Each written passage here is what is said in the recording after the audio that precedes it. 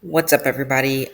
I'm back. It's Live with Liz, and Happy New Year to everyone. It's been a while since I posted, so uh, came across some interesting information today, and I wanted to share with you guys. So, in the final week of 2023, it looks like the average rate on a 30-year fixed was lower than it was 2 weeks prior to that final week in December, but higher than the week before that. So it looks like we have some movement going on with interest rates. And with that being said, many, I'm sure privy to Jerome Powell's announcements and all of the buzz going on in the economy, they've pulled back from applying for mortgages. There's many folks that are holding out. There's many folks that are just looking to see what the Federal Reserve will do next, which is causing some stagnation. As I've preached before on my channel, with this upcoming 2024 election, with this upcoming just economy and the way things are going to shake out, the American people will have to pay at some point for the damage been done in prior years, specifically from 2020. We saw a little bit of that this year, but we really have not really hit the bottom yet. Will we hit the bottom?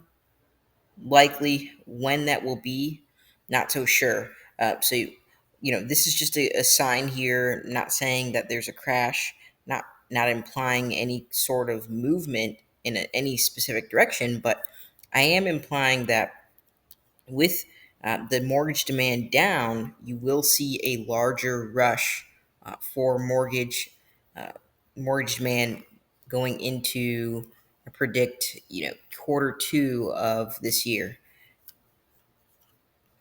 Interesting enough, related to that, we're seeing the National Association of Realtors report that there is a staggering decline in membership, losing quite a few members, almost 10% within just one state, that state being Washington State. Likely enough, Washington, D.C. down about 8.7%, Colorado 5.8%, and Maryland 5.2%. These are pretty large numbers when it comes to such a, uh, I guess, important but small association with only 1.5 million members. Um, Typically you're going to see fluctuation of about 1 to 2%. So when you start seeing these almost double digit numbers, it is a bit alarming. That will leave lots of opportunity for those in the real estate space to pick up on some of that slack. Like I said, going into quarter 2, quarter 3 of this year, especially when they do eventually drop those interest rates, as I've preached before, we're going to likely see a reverse crash. So there'll be plenty of margin there for the realtors that stay in the industry.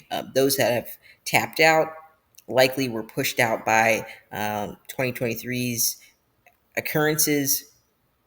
You know, that's just natural. The ones that can't hang will be shaken out, but that is perfectly okay. Uh, but this is just a good sign to pay attention to, with less folks in the realtor space. Um, that could mean certain things for not only the demand, but also the supply. And so I've got some ideas kind of turning in my head about what that could lead to, but I just kind of wanted to drop that hint. I'm not going to, say too much on this topic, but it's something to pay attention to, as I always mention on my channel. And it's other, real estate news.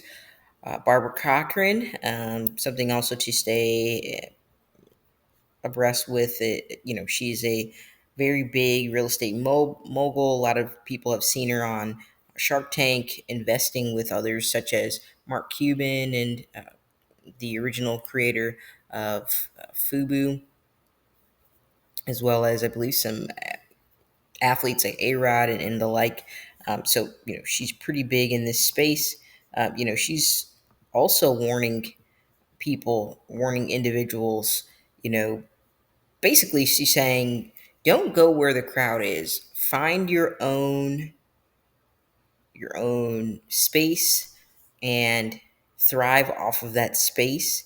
Not everything is about the next hottest city. If you kind of decode what she's saying in this article, she's basically telling folks, go where the prices are still low, go where you can still get in and get good, and then kind of watch it rise from there.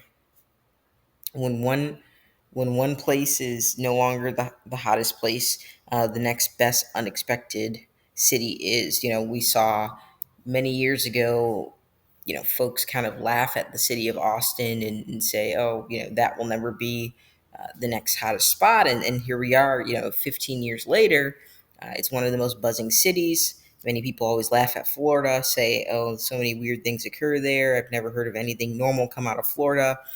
Ron DeSantis and all these other kind of commentary. But then we saw, once the pandemic hit, we saw what massive boom was created, not only due to its warm weather, but also its beautiful sights and affordable housing. If Florida's not on the list for you, if Texas is not on the list for you, find that next best spot. I can think of a few myself. There's always opportunity to get in. It just may not be in the middle of action like everybody wants. Everybody wants the $200,000 home for zero down in the middle of the city. The only way that's going to work is, if there's bullets going across the street from you. It's just not a good idea to go where the crowd is. Be your own crowd, create your own movement. There's always opportunity in real estate, and that's kind of what she speaks to here. A lot of folks got offended by that, but I thought it was a great point to bring up. So that's all I have for today. We're seeing a lot of movement coming out the gate this year in 2024. I hope to continue to educate and hope to continue sharing and discussing with you all. Please let me know in the comments where you think the next best city will be 5 years out. Love to hear it. Thanks, everyone.